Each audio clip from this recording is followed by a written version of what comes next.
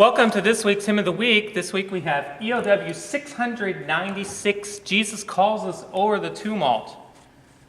Cecil Frances Alexander, there's a lot to share about her. She was born in Dublin, Ireland in 1818, and she has this great history of writing poetry as a young girl, and she would hide it under the carpet. And her dad was very stern, and most of the family expected that when he found those poems, that he would possibly reprimand her, who knows what. But instead, he bought her a very beautiful box that she could put these poems inside. And then he asked her to share them with the family on Saturday evenings. And lo and behold, a poet was born. And if we haven't recognized Cecil Frances Alexander, then I wouldn't say we're totally surprised, because her poetry is so good, sometimes we don't realize it's elsewhere. Once in Royal David City, for example, All Things Bright and Beautiful. It is over in some of the very popular hymns. It can be found.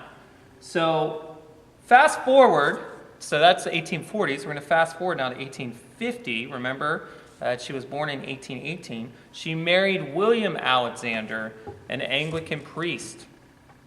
And of course, that always brought an exciting life for her. So one day in November, and this was in 1852, but it was 1850s, that she was talking with her husband about a sermon for St. Andrew's Day, as often, I guess, spouses would discuss some of the sermon material.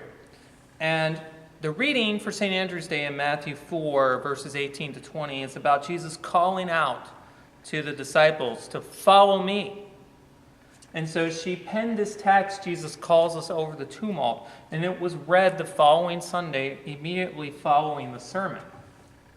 So you can imagine quite a powerful moment, because the sermon was preached, and instead of going to the next thing, whatever that would be, this poem was read. Jesus calls us over the tumult of our life's wild, restless sea. Day by day, his clear voice sounding, saying, Christian, follow me. And that's only verse 1. How about closing that reading with verse 5? Even though I believe there was originally 6 verses. Jesus calls us by your mercy. Savior, may we hear your call. Give our hearts to your obedience. Serve and love you best of all. So I'm sure that was very powerful on that November 30th. And another thing to take into consideration was from 1845 to 1849, Ireland's recovering from these potato famines. So in 1850s, this was still a text that it probably had the potato famines probably had some influence upon this text, and it being penned by Cecil Frances Alexander. We know that she made frequent visits to those struggling in the 1850s, and she would give away her earnings from her poetry. So she was trying to live a Christian lifestyle. So in many ways, if that's the way to phrase it, in many ways, that phrase that sometimes gets overlooked in verse 3, right at the end of the verse, Christian, love me more. Or verse 4, love me more than these, is really saying what she was living. The fact that we have to give it all up for Christ. And it's a very powerful concept, and it's very hard for Christians to do. The tune by Jude Galilee was added in 1874. It wasn't the tune that would fit all of these texts. This text has been set to other tunes, of course.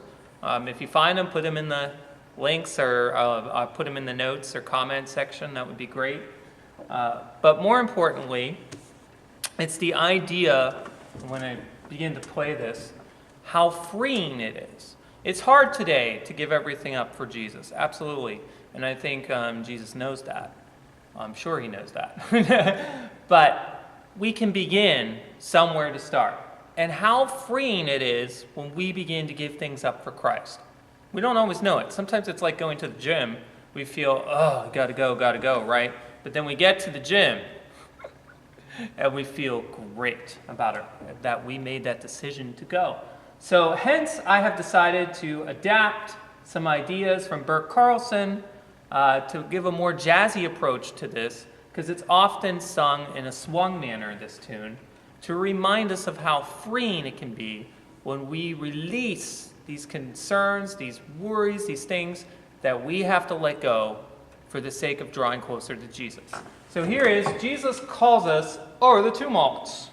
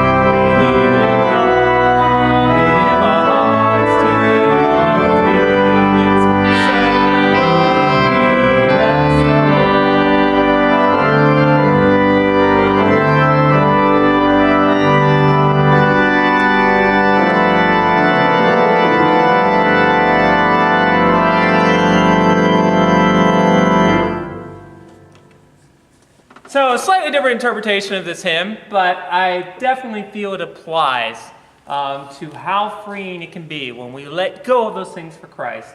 And isn't it great in verse 2 there that we have, as of old St. Andrew heard it by the Galilean lake, we see that connection to St. Andrew's Day. Thank you very much for listening to Hymn of the Week.